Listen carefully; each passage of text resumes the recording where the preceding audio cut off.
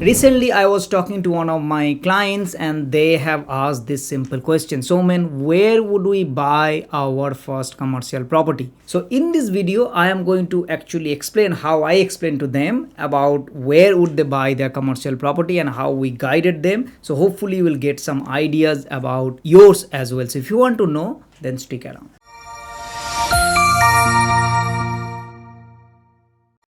Alright, so my client asked me that, Somen, where would we buy our first commercial property? And this is the questions mostly comes people who have residential background. They invested into residential property, and residential property is about location. And you come that you ask, okay, where would I buy that commercial property? Now, of course, in commercial property also location matters, right? Like if you have a property which is in the CBD area is a retail shop versus who nowhere as retail shop, of course there will be difference, right? So no question about that. Having said that, before you ask, this is how we advocate to our client, that before you ask where would you buy, I want you to think about what is your goal first. Like what do you want to achieve? Because most people do not think about that. First of all, they always think about, okay, where can I buy and what can I buy? But often you need to turn the table and you need to put together, okay, what is my goal? What do I want to achieve by buying that property? And if you put that in a goal oriented manner in such a way, like, okay, I want a $20,000 passive cash flow after paying all these expenses. I want 10,000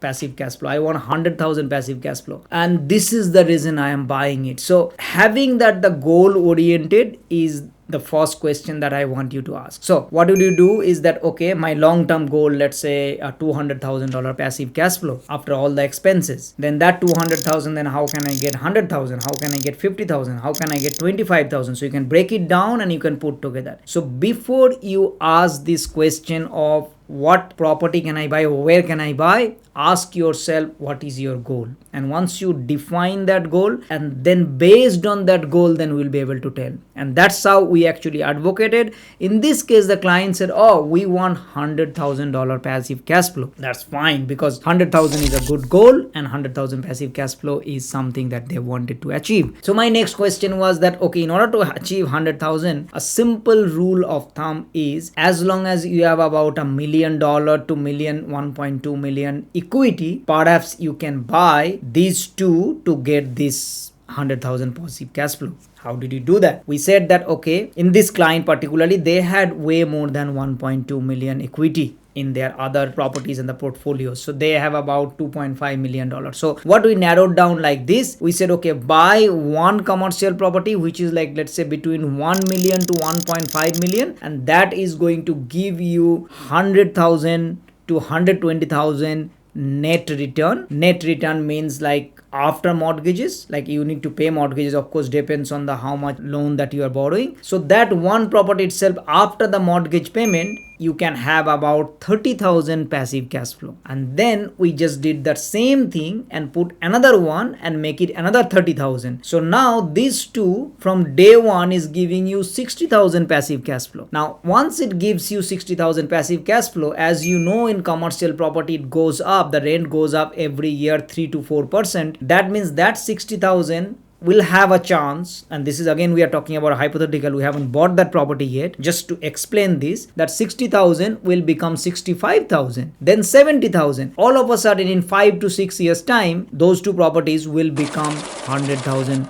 passive cash flow. So I want you to think like this, rather than thinking, oh, where can I buy a commercial property and what can I buy? You ask yourself the question, okay, what is my goal? Because the whole purpose of investing into commercial is that you want cash flow. And if somebody is saying that you cannot get cash flow, you only want growth, don't listen to them. It is as simple as that. You need to have a passive cash flow goal. Passive cash flow is that the income that is not tied up with your time, in this case commercial property. And if you put a goal of 100,000, then you can. Now you might argue with that, I don't know your circumstances. You can say that, oh, I'm not in a position to buy two properties and I don't have $2.5 million equity. That's fine. You can then reduce it, maybe 50,000 passive cash flow, maybe 25,000 passive cash flow, maybe as simple as $500 per week, which is 25,000, or $500 per month, which is $6,000 passive cash flow. You could be in a position where you just want, because that $6,000 passive cash flow